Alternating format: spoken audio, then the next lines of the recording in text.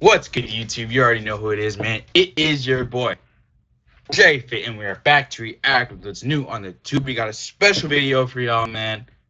Boston Celtics, bro. Offseason just started, man. You already know. We got, if you guys are a Celtics fan, we got Anthony Simmons last night. And as I'm saying this, like right now, I just saw that we traded away KP for Georges Niang, which, I mean, like you couldn't have expected to get much for both of them. Like I knew we were going to dump off one of them. I wanted to move both of them once the season ended, dude. See, like you guys, a lot of fans, they don't think how the owners think, bro. A lot of fans think like the owners have a crazy amount of money that they're just going to go out and spend copious amounts of money to make the team better. That is not how the NBA works. That is not how business works, bro. These guys are greedy as hell. Some of the most greediest people on the planet, dude. They're trying to save as much money as possible. If you're a real Celtics fan, you knew that we had to pay like almost $500 million in a tax penalty this year. Trading both Porziņģis and Jrue saved us almost $200 million of that tax, which obviously makes the owners happy. And we have to pay back that guy who put it up almost $1 billion to get the team. That's not just extra money that we have laying around. That's money that went into getting or like buying the team. That's so we don't just have an extra $1 billion, bro. Some people are so stupid. But anyway, I haven't seen any videos on the Kristaps, so we won't like look or search or anything. This video is from TheFlightMike. He made a video about the he made a video about the Jrue Holiday trade for Anthony Simmons. We're gonna see what he has to say, man. But before we jump into it, you already know what I'm going to tell you guys. If you like content like this and you like these kinds of videos, man, make sure you like, comment, subscribe, turn on post notifications because you know we're posting every single day. And let's just jump into the video, man. Celtics have traded Jrue Holiday to the Trailblazers. This happened in the ass, or like, I was going to say ass crack of dawn, but this happened late ass. I don't even know what I'm saying, bro. Forgive me, I just got off work. But it happened late as fuck, bro. I was out on the deck with my brother. And we were chilling, dude. And then I got the notification that we're making this trade, dude. As soon as I got the notification, I had to call my boy Brett. Shout out Brett, man. That's my boy for life. And we just talked ball for like 20 minutes, man. Dude, let's just see what the money for Anthony Simons and 2 second-round picks. He's been traded to Portland. He went to the Trailblazers from Milwaukee in the Damian Lillard trade, but was then traded to Boston 4 days later. This NBA offseason has been absolutely insane. So insane that NBA teams couldn't wait until the season officially concluded and started trading in the middle of the NBA Finals. Kevin Durant got traded on Sunday, the day of Game 7, to the Houston Rockets. A few days before that, Desmond Bain got traded. Bro, I remember getting the Desmond Bain notification and thinking like, damn, bro, they can already start negotiations. Like the season isn't even over. To the Orlando Magic. But the NBA is different from the NFL. Their first in a long series of trades today. So why would the Celtics make this trade? Well, we're gonna break it down. Before we get to the content, we're gonna keep you up to date. And what sucks, bro? Like before we even get into this, I just want to say thank you to Jrue Holiday for everything that he brought to the Celtics team, man. Like it does suck that we had to get rid of him, but we had to. We literally had to, bro. Unfortunately, we were overpaying for him. Last year when we made the deal, I was like, okay, like I don't mind overpaying for him because, you know, like he provides value. Like even though I knew we were overpaying, like we knew he provided value. And we thought we had the core to go back to back. So I was like, you know what? If we're doing it for the like we're still in the win now mode. We're doing it to just keep the players happy, the team chemistry, whatever. But after he showed up this year, man, like, bro, he got exposed bad, especially in the playoffs, man. His age was really showing. So I knew, like, during the playoffs or towards the end of the season, really, I was like, dude, some of these guys are going to be on the move. And I'm looking at KP and Jrue, especially, like, right when we sold the team. I was like, dude, like, this is not going to be good for the core. They're not going to keep this core. It's too expensive. So it's crazy how it all worked out. With all the latest and greatest NBA news, make sure you drop like, subscribe, and turn on our notifications to stay updated. And now that we get all that out of the way, cue the intro.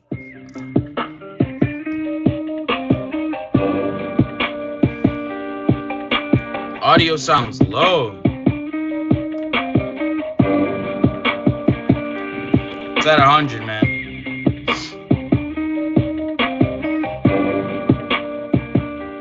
SciSix is hooking us up with another free, and I have a Instagram at TheFlightMike. And if you haven't signed up for Prize Picks, make sure you sign up so you make a play of profit each Prize Picks link. Everybody, literally just hours ago, ESPN's Shams Charania just broke the news that the Boston Celtics have traded Jrue Holiday back to the Portland Trail Blazers for Anthony Simons and 2 second-round picks. Hold up. Back to Portland? Yeah, you heard that right. If you guys remember, less than 2 years ago, Portland traded Holiday to Boston for Malcolm Brogdon, Robert Williams, and 2 first-round picks. Now he's going back to Portland for just Anthony Simons and second-round picks? That's a massive loss in value. So you might be wondering, what happened? Well, let me tell you the real story of why this happened. And it involves a $500 million price tag that'll blow your mind. But before we get to the money, we need to talk about the moment that started this entire domino effect. During Game 4 of the Eastern Conference semifinals at Madison Square Garden, Jason Tatum lunges for a loose ball with under 3 minutes left. His right leg gives out, non-contact injury, and everyone watching, everyone knew exactly what just happened. The MRI confirmed... Honestly, this is probably the worst 30 seconds of my life, bro, watching this live at the bar with my boys, man. That was horrible. That was soul crushing. My mic is pissing me off, so if you keep seeing me trying to move shit, sorry. But, yeah. McMurphy's. Also, Rip McMurphy's, man, if you're an Amherst alum or you're around the area, man. I just found out today that they're closing it down, man. That's tough. Our worst nightmare, a complete rupture of the right Achilles tendon. The same injury that happened to Tyrese Halliburton during Game 7 of the NBA Finals, the same injury that took Kevin Durant 18 months to fully recover from. And here's the brutal reality that Celtics fans don't want to hear. The average NBA recovery time for an Achilles rupture is 10 months. So Jason Tatum is missing the entire 2025-26 season. But that injury, that's only half of the story. Here's where things get insane. The Celtics were about to become the first team in NBA history to have a $500 million roster. And I'm not exaggerating. Their projected payroll for the 2025-26 season was $227.8 million. But here's the kicker. You add in the luxury tax penalties, and that's another $238 million, which means the total cost is nearly $500 million for one season of basketball. Let me put this into perspective for you. From 2002 to 2022, that's 20 years, the Celtics paid a total of $52 million in luxury tax. Bro. In just the last... And they said over 20 years, we paid only $52 million. And this year alone, we're going to have to pay over... I don't know. Somebody do that math for me. But, bro... Dude, that's so crazy to show you how much the game has changed, bro. You gotta pay the players, bro. 3 seasons, they've paid over $180 million. Next year's bill alone would have been more than 4 times what they paid in 2 decades. But wait, it gets even worse. The new CBA introduced something called the second apron, and this is where things get really wild. I'll explain exactly what that means in just a minute, but first, let me tell you why Jrue Holiday specifically had to go. So why Jrue Holiday? This man helped the Boston Celtics win a championship, for crying out loud. Hey, we're not saying he didn't. Cold hard numbers. Holiday just turned 35, and his production fell off of a cliff this season. 11.1 points per game, his lowest since his rookie year. His three-point shooting dropped to a 35.3%. But here's the real problem. Holiday still has $104 million left on his contract over the next 3 years. That's $32.4 million next season, $34.8 million the year. I'm sorry, Celtics fans. It just doesn't make sense, man. I know there's a lot of people that love him. I love him too, bro. Deadass. It sucks that we have to trade him away, but dude, it's not even close to the same position as Isaiah Thomas, but it's actually it's not even close at all to the position that we were in with Isaiah when we traded him for Kyrie. But dude, you gotta just think from the mindset and perspective of a billionaire trying to come in and year after, and a $37.2 million player option that he's probably going to opt into because he's going to be 38 years old by that point. Compare that to what they're getting back. Anthony Simons is 26 years old, 9 years younger than Jrue Holiday. He led Portland in scoring with 19.3 points per game. He's I really like this pickup. $27.7 million next season, saving Boston about $5 million. But more importantly, and this is key, his contract expires after next season. So this is more of a salary dump than anything. At least Boston has a young player that they could take a good look at for the next year and decide whether or not he is going to stick around for the long haul. My theory is he's going to ball next year with JB and whatever core that we have behind him. I think we'll make it to the playoffs. Probably not past the first round. Because that Magic team is looking serious now, bro. They seriously are a contender. Cleveland's going to be Cleveland. I mean, Pacers fall off the face of the earth without Halliburton. Knicks are going to be the Knicks, man. Bucks with Giannis, man. You can't even say that. Like, dude, like, you know, if they have just Giannis, bro, he's a serious threat. I don't see us beating any of those teams this year. But my theory is for when, like, Tatum comes back, that Tatum's going to come back and, like, strictly focus on being a facilitator, which I'm not mad at because, you know, after a serious injury like the Achilles, it's pretty hard to get back to where you were as an elite scorer, like being an elite all-around player. I imagine he's going to have some, like, thing with, like, it's PTSD. Like, not to say, like, I mean, because you guys know the relationship that I had with Tatum, bro. I was always the first one to call him soft, say he's not ready, say he's not locked in, not built for the moment. And it's not like that I'm, like, completely switching up because he was injured. But, like, at the end of the day, like, bro, Tatum is not, like, where he needs to be when it comes to being a dog. You know what I mean? So I don't think he's going to come back and try to be a killer. I just don't see it happening. I think he's going to come back and settle into a role where it's like, yeah, I'm still going to get 20 a night, but I'm going to really sit on the back end and let JB and Anthony kind of go crazy. And I'm going to be kind of like a Jokic at that point. Like, I'm facilitating, I'm getting boards, and then when you need me, bro, I'm going to get 20 to 30, only like 30 if you need me. But I really hope that he stops hucking up the BS shots. That's what I hope he stops doing. If he can come back and be a facilitator with this exact plan that I'm thinking, then I think that would be a really great step in the direction to get back to the championship level basketball that the Celtics were playing.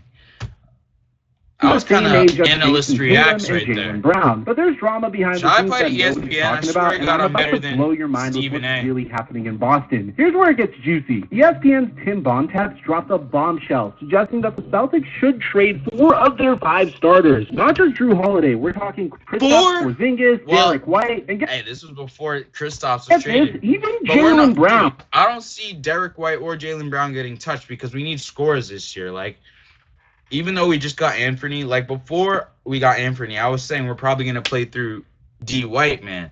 Because, dude, Jaylen Brown is nice, but, like, when we're talking about, like, a score, night in, night out, I'm honestly trusting Derek White to get 30 over Jaylen. Am I tripping? Let me know in the comments. Celtics fans, whatever fans. Let me know. Am I tripping?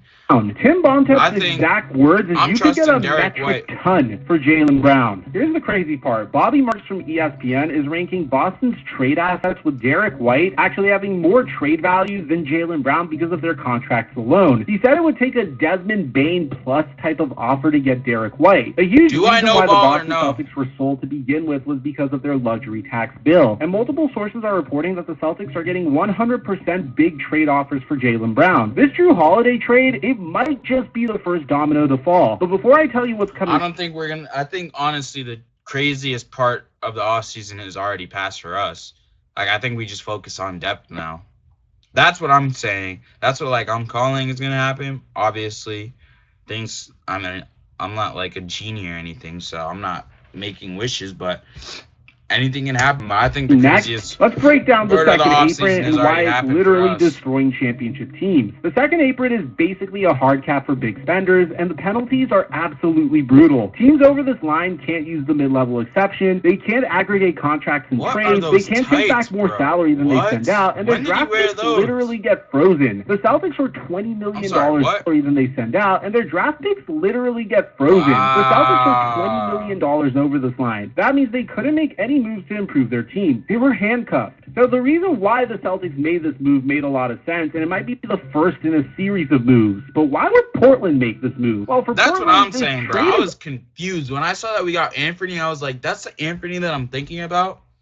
Honestly bizarre when you first look at it. They finished 36-46 last season and are clearly rebuilding around Scoot Henderson, Shaedon Sharpe, and Donovan Clingan. Holiday is 35 years old. He doesn't fit their timeline at all. So why did they do it? Well, we might see a repeat once again. My personal theory is Portland might flip Holiday again before training camp. The Mavericks are in the market for a defensive guard next to Kyrie Irving, and Kyrie Irving is out for the season. The Clippers are also always in win-now mode. So don't be shocked if Jrue Holiday gets traded from Portland once again. Portland basically became the middleman in this deal. They take Anthony Simons off their books, they get Holiday as a tradable asset, but why wouldn't they want to and they probably get even Anthony? more value when they flip him. That's actually genius team building. But let's talk about what this means for Boston, because this is where it could get really scary if you're a Celtics fan. For Boston, this is the official breakup of their 2024 championship. I was thinking about that today, man. Once KP left, I'm like, yep, that's it.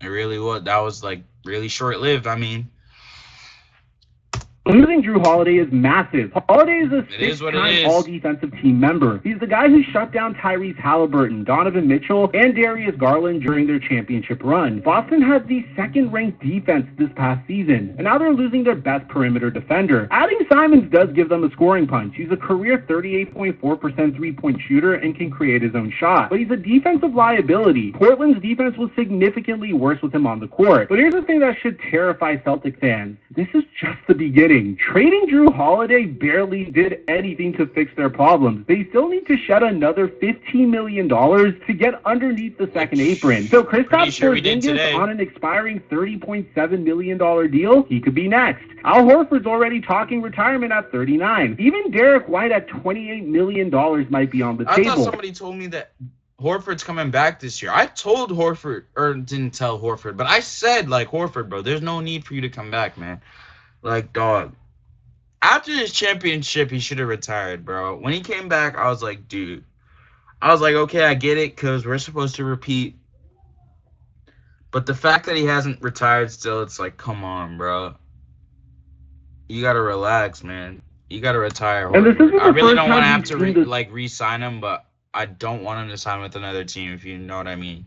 Movie. Like, Do you remember the retire 2004 Los Angeles Lakers? After losing in the finals, they traded Shaq to Miami because ownership wouldn't pay for his extension, and Kobe and Shaq weren't really getting along. The Lakers went 34-48 the next season and missed the playoffs. Shaq, on the other hand, won a championship in Miami 2 years later. Or what about what happened to the Lakers after Kobe tore his Achilles in 2013? They missed the playoffs for 6 straight seasons, the longest drought in franchise history. Kobe only played 107 of 246 possible games in his final 3 seasons and was never the same player. So what happens next for the Boston Celtics? Well, 2025 to 2026 is now a gap year for Boston. Without Tatum, they're looking at Jaylen Brown trying to carry a team with Anthony Simons, an injury-prone Kristaps Porziņģis, an ancient Al Horford, and role players. In the loaded Eastern Conference with the Knicks ascending and the Pacers... Bro, I know I did not just hear this dude say the loaded Eastern Conference, bro. Fuck out of here. Boston might not even make the playoffs next year. Their next realistic championship window comes in the 2026 to 27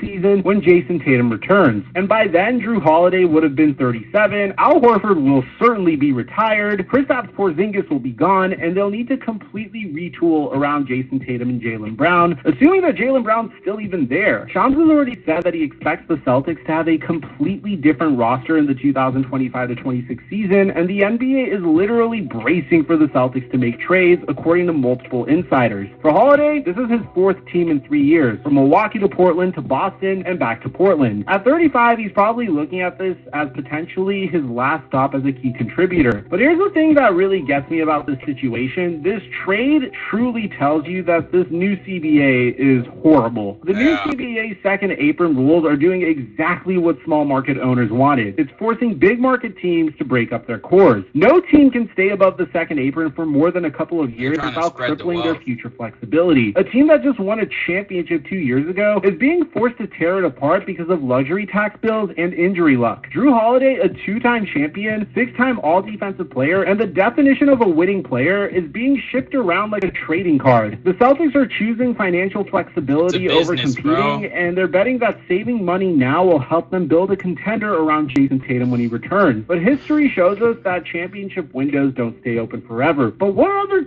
choice do they truly have? If you're a Celtic fan, let me know in the comment section down below what do you guys think about this trade. I personally have no choice but to give the Boston Celtics an A, primarily because they don't have much of a choice here. They need to make this trade. It would have been foolish to keep Holiday around and pay those luxury tax bills, and at least they got a young player to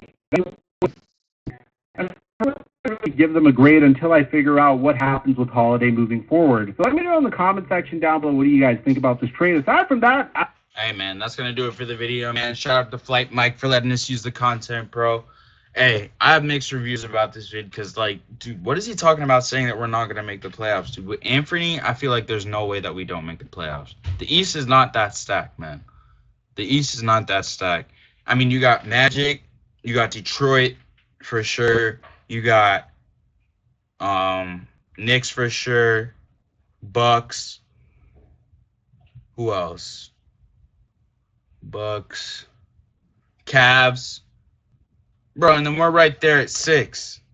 Bro, you can't tell me that the Sixers or the Bulls or any of these teams are going to be better than us, dude. The Sixers are trash. Philly's trash in general. But yeah, man, you heard the rest of the video, bro. I told you guys the tax is the reason that we have to get rid of these players, man. Like I said, I appreciate Jrue and KP for what they've done for us, but they had to go, bro. Their time was up, and, you know, now they get to go contribute elsewhere. I feel like Jrue, like, this really has to be, like, his last season. KP's not even 30, which I didn't even realize until today, bro. I thought he was older than Georges Niang, bro. He's more fragile than him, that's for sure. I really like the Georges Niang trade because him coming off of the bench gives our second unit, like a lot of scoring power. Like, we already have Pritchard at the 6. He's coming off the bench, and he's leading that second unit, bro. So we got some depth here, and we cleared some money. So I really think that the 2 trades that we made in the past 24 have been really good. I'm glad that I waited to kind of update or react to this video because, like, I wouldn't have seen the KP trade and been able to talk about it if I recorded earlier. So it's all God's timing, man. But anyway, that's going to wrap it up for this video. I appreciate you guys tuning in with me. I want to hear what you guys think in the comments. Do you guys think that the Celtics are going to be back anytime soon with this Anthony's trade and the KP trade, or do you think we're going to be trash for a long time? Let me know in the comments, man. And yeah, that's going to do it for the video. Make sure you like, comment, subscribe, turn on post notifications because you know we're posting every single day. I'll see y'all in the next video.